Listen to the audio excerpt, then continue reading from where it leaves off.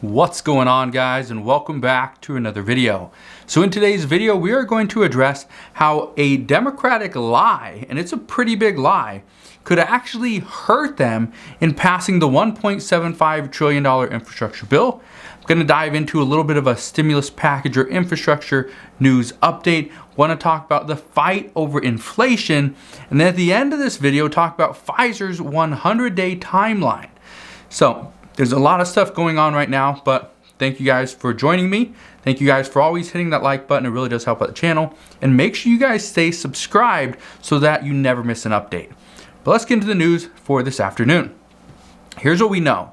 In a recent poll, 66% of Americans don't agree with the way that the Biden administration has handled inflation. Some economists say that inflation is currently crippling our lower income and middle income earners. They say that lower income earners can't afford the necessities that they once could, and it's hurting our economy. Some say, or many really say and argue, that Democrats have had their head in the sand this entire time. Everybody keeps saying, except for Senator Joe Manchin, and he's seen as the outcast here, most Democrats are saying that no, the Build Back Better plan, Build Back Better Act, infrastructure bill, stimulus package, whatever you want to call it, American Families Plan, whatever you decide to call it. This is not going to cause any additional inflation. This would actually provide relief from inflation. But very few actually believe this. When you see these polls, the American people say no, passing a $1.75 trillion infrastructure bill will cause additional inflation. And instead, let's figure out a way to provide some actual assistance, immediate relief to the American people. Well, that's why some are saying we need to do something for gas prices. If gas prices do not come down soon, then it's going to cripple the lower income and middle income earners. And I completely agree. If you only have, let's say on Social Security, you only have, let's say, $50 at the end of the month. Well, that $50 that used to buy $50 worth of gas, that $50 can now only buy $42 in gas, right? Well, last year, that $50 worth of gas that you could have gotten, that's going to be like $26, $27 in gas now. So it's not great, right? It's a huge, huge issue. So here's what we do know.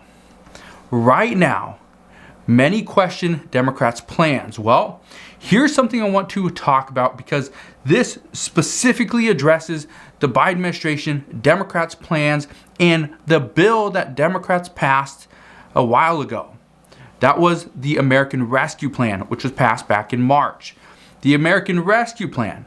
This bill provided $1.9 trillion in relief and stimulus to the American people and our economy. It also provided us a boost for the COVID variants, the COVID situation, the entire pandemic. Well, many people have pointed to this one bill, specifically this one bill. And the main reason why is because of the $1,400 stimulus checks. They're saying this is the reason we saw so much inflation. They're saying this is the biggest issue that we are seeing is right now there's so much money that's been pumped into our economy to prop it up and it hasn't been pulled away. The problem is that's what's causing so much inflation. Well, I want to talk about the major news from today because everyone says we can't provide more stimulus checks. We can't do this or that because it's going to increase inflation. Well, here's something that did increase inflation. Well, recently what we heard, and this just came out today, is that Democrats have admitted that their $86 billion taxpayer bailout for the multi-employer union pension plans will actually cost much more than previously advertised. Keep this in mind. This $86 billion fund that was funded by the American taxpayers, you and I, this was originally supposed to be $86 billion. Well, and this still would not have fully funded them, right? They still have issues. But what we are hearing is that now it's coming out that they didn't realize how underfunded this program was going to be. Democrats in the past, they use hypothetical investment returns in their finances, and according to the reports today, this caused the program to be severely underfunded to begin with. So they knew going in that they were going to have major issues, but they still passed the bill, told the American people, even told, again, I don't think every single Democrat knew this. Honestly, don't, because the majority of them didn't even read the bill. When the bill passed, then people were like, oh, that was in there? Like, how did that get in there? Like, why would that pass and yet this other provision wasn't included? And so that was the talks for probably about a month and a half is, really, that was in there? And either Democrats just played stupid, or not Democrats, excuse me, all lawmakers played stupid, or they just simply did not know it was in there. I don't know. Let me know down in the comment section below. What do you think? Again, no Republican voted on this, so could we just say Democrats played stupid? I guess, but technically, all lawmakers did vote for or on this bill, whether it was for or against. So, if it wasn't Democrats that pointed out, Republicans weren't pointing it out all the time either. So, right now, I think both of them kind of had their head in the sand passing some of these bills. But here's what I can tell you, and again, why this matters. This matters because moderates have been saying, and again, this is coming just days before Congress is back in Washington, but moderates have been saying for the past couple of months, if this bill, this $1.75 trillion infrastructure bill, is not fully funded, then they are not going to support it. So, again, lawmakers come back on Monday. So, if the news is coming out that Democrats knew this bill wasn't even close to being funded, yet they passed it, guess what's going to happen? They're going to get even more scrutiny. They're going to be, Democrats, moderates specifically, going to be looking into this $1.75 trillion infrastructure bill. They're going to look into this, and they're going to determine, is it really going to be fully funded? Senator Joe Manchin already questions this. Senator Sinema is questioning this as well. Many representatives in the House are already questioning whether or not this bill will be fully funded. As of right now, we know it's not going to be fully funded. We also know that if there's certain provisions like the child tax credit payments were to get extended, this bill wouldn't even come close to being fully funded. But again, this is just coming out, and this is going to cause a lot of issues.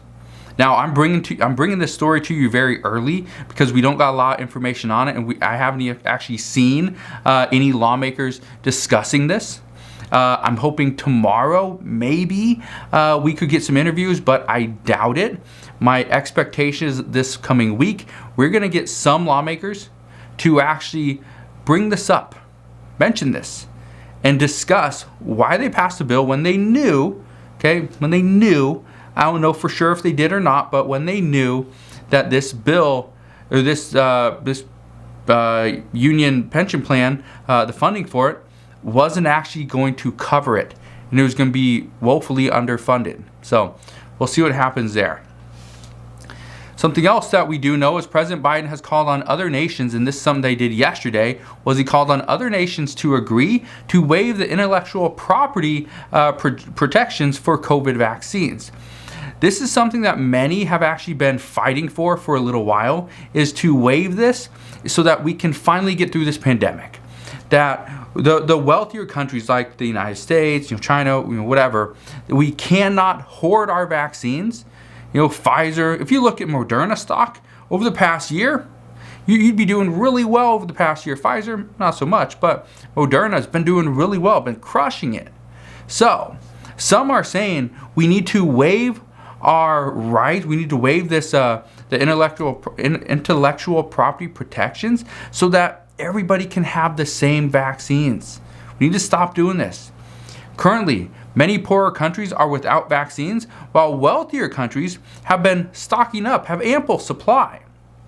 Even recently, President Biden and the entire Biden administration were criticized because of providing free booster shots to almost every single person that was eligible. Now, by not providing enough vaccines to poorer countries and doing booster shots here in the United States, what we have pretty much given ourselves the opportunity to do is go and get 2 vaccines, go and get a third one for a booster shot, possibly get a fourth one, okay, a fourth one, if we see that this Omicron variant actually doesn't work with our current vaccine and booster. But again, the issue there is that according to Pfizer, they could have this out within the 100 days. 100 days. Yeah, it's not a joke. Originally, we thought that they could have this out almost immediately. That they could figure out, okay, that if this was resistant to our current vaccine, they could rework the vaccine and they could have this out almost immediately. I saw a bunch of reports saying this could be done in almost a week. We could, or I think it was about 2 weeks it could be done, and it would take about a week to ship them out. And so within 3 to 4 weeks, they will be out there. 3 to 4 weeks, that's 21 to 28 days. Pfizer's saying 100 days. 100 days, over 3 months. Get that, over 3 months. It's currently, let's just say it's December 1st. It's not, it's November 27th, but let's say it's December 1st. January, February, March. They wouldn't start coming out until March. We would almost be into the springtime. Here's the issue there. We're going to see a surge in COVID cases. If this is worse, even if it's not, we're going to see an increase in COVID cases because it's winter. Everyone's coming indoors, right? They're not outside. Everyone is going to be very confined. So we could see possibly the deadliest and worst winter we have seen so far in this pandemic. Okay, so that's the expectation. But in other COVID news, what we are hearing is that we now have confirmed cases in the UK, Germany, and Italy. Dutch officials are almost certain that passengers from the 2 flights that came in, they actually do carry the Omicron variant. Israel has decided to close its borders to foreigners for the next 2 weeks or 14 days. They say that citizens will actually have to quarantine for, I believe, 7 days on their dime. And doctors in South Africa say Omicron's symptoms are unusual but mild. Interesting. It's very interesting that they say it's unusual but mild when other reports are saying that it could be the deadliest and most severe variant that we've had so far. Dr. Fauci has stated that he would not be surprised if this variant is already in the United States. And many health experts are saying that they are warning people to avoid crowded areas and to continue to wear a mask. But one thing I just want to say is that many doctors have already been asking for, and again, this is coming from major hospitals, for the Biden administration to pretty much shut down large sporting events, to shut down some are saying schools. I don't know if this happens, okay, but it could. Now, I don't want to be out there, causing any alarm or panic, but just understand, yes, sporting events could be shut down, okay, especially if you're not wearing a mask, but that's already kind of the point, or the goal is to everybody come up, or show up, wear a mask.